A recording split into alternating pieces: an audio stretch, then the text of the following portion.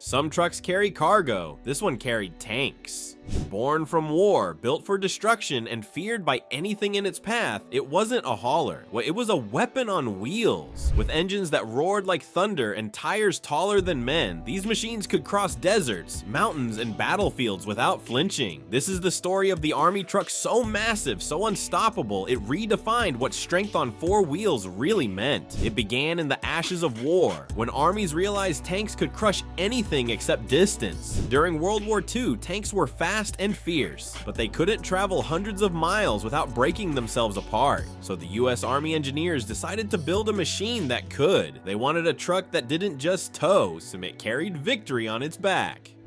That's when the first tank transporters were born. The first legend was the Diamond T980, a brute that became a symbol of American power. It ran a 14-liter diesel engine that could pull a 50-ton Sherman tank through mud, ruins, and chaos. Soldiers said the sound of the Diamond T's engine was like hearing thunder roll through the streets of Europe. Exhaust smoke curled over rooftops as it dragged tanks across bombed-out cities. It wasn't just moving machines, it was moving the front lines forward. When the war ended, armies knew they could never go back to ordinary trucks. The next generation had to be bigger, stronger, and tougher. That's when the M25 Dragon Wagon was born. The name alone sent chills down spines. With a 12-cylinder Hall-Scott engine and an 18-speed gearbox, it could drag 50 tons of armor through terrain that destroyed normal vehicles. Its cab was armored, its winch was massive, and it looked more like a tank itself than a truck. The Dragon Wagon rescued crippled tanks from the front line and hauled them home under fire, proving that muscle and engineering could be heroes too. But tanks didn't stop getting heavier. By the 1960s, the American MS-60 tank weighed more than 60 tons, and no existing transporter could handle that kind of punishment.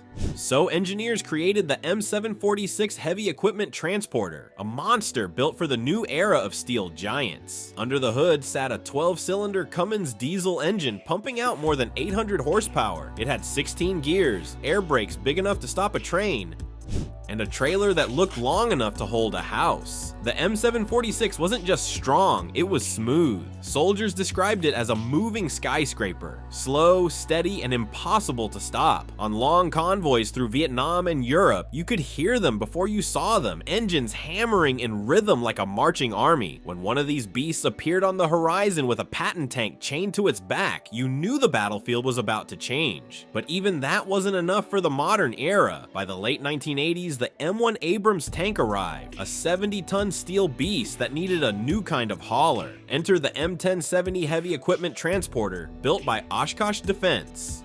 This machine didn't just tow, it dominated. 700 horsepower from a Detroit diesel engine, an 8-wheel drive system that clawed through deserts and mountains, and a cooling system designed for the harshest heat on Earth. It first proved itself during Operation Desert Storm, but the true masterpiece came when the M1070 met its perfect match, the M1000 trailer. Together they formed one of the most powerful transport systems ever built. The M1000 wasn't just a platform, it was an engineering miracle. Its hydraulic suspension adjusted in real time, lowering or raising to balance an Abrams tank perfectly across uneven terrain. Picture it, 70 tons of armor rolling at 50 miles per hour, perfectly level, perfectly stable. It looked like magic, but it was pure mechanics and raw diesel power. And America wasn't the only one in this arms race of machines. Across the Atlantic, the British military unveiled the Scammell Commander, a 65-ton Titan built for one job, hauling the Challenger tank. Its Perkins turbo diesel engine and 12-speed transmission made it fast for its size, capable of sprinting across European highways with a full load. It had that unmistakable British design,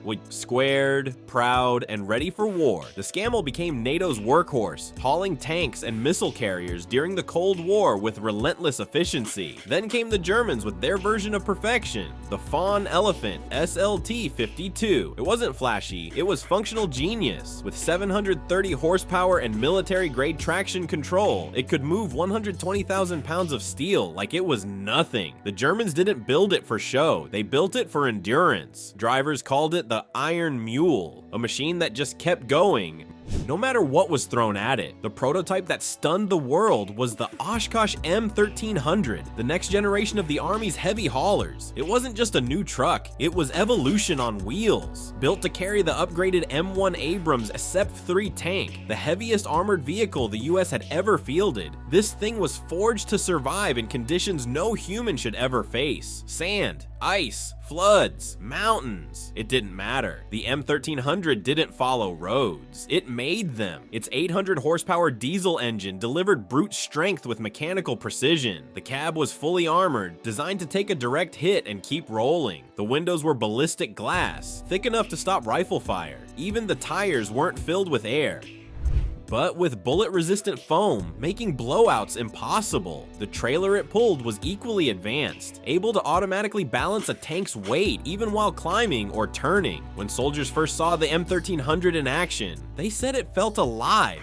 like it was breathing diesel and exhaling thunder. Watching it load an Abrams tank was a show in itself. The Soviet Army used the MAZ to move its deadliest secrets, intercontinental missiles and massive artillery systems that kept NATO up at night. Its drivers sat high above the earth in a small armored cabin with little more than a steering wheel, 2 levers, and pure courage. There was no comfort, no silence, just vibration, noise, and endless power. Even today, some of these old monsters are still alive in Russia and Eastern Europe, dragging heavy equipment through terrain modern rigs can't touch. They were overbuilt, overpowered, and almost unkillable. As the years went on, the torch of heavy hauling passed from generation to generation. Each era brought something more extreme. Britain's Oshkosh HETSV, the latest successor to the Scammell Commander, became one of NATO's most reliable battlefield movers. With a 600 horsepower Caterpillar engine and an 8-wheel independent suspension, it could cross flooded roads, snow-packed hills, or burning deserts with equal ease. It carried Challenger 2 tanks as if they were sports cars, its powerful winch pulling armor out of craters and wrecks like it was made of paper. It sounds like science fiction, but it's real, and it's already happening. In the 21st century, military trucking became a race between raw power and smart technology. Every bolt, every piston, every line of code worked toward one goal: absolute mobility. The modern battlefield doesn't wait, and the machines built to serve it can't either.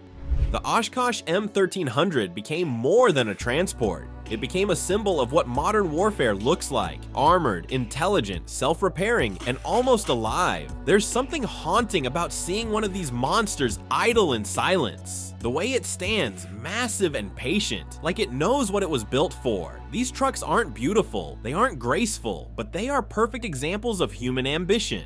Proof that when we decide to move the immovable, nothing stays in our way. From the Diamond T980 to the M25 Dragon Wagon, from the M1070 to the mighty M1300, every generation of heavy hauler tells the same story, yet one of power, endurance, and unbreakable will. These machines don't just carry tanks, they carry the weight of history itself, because on every battlefield, in every war, victory doesn't just belong to the tank that fires the shell, it belongs to the truck that carried it there.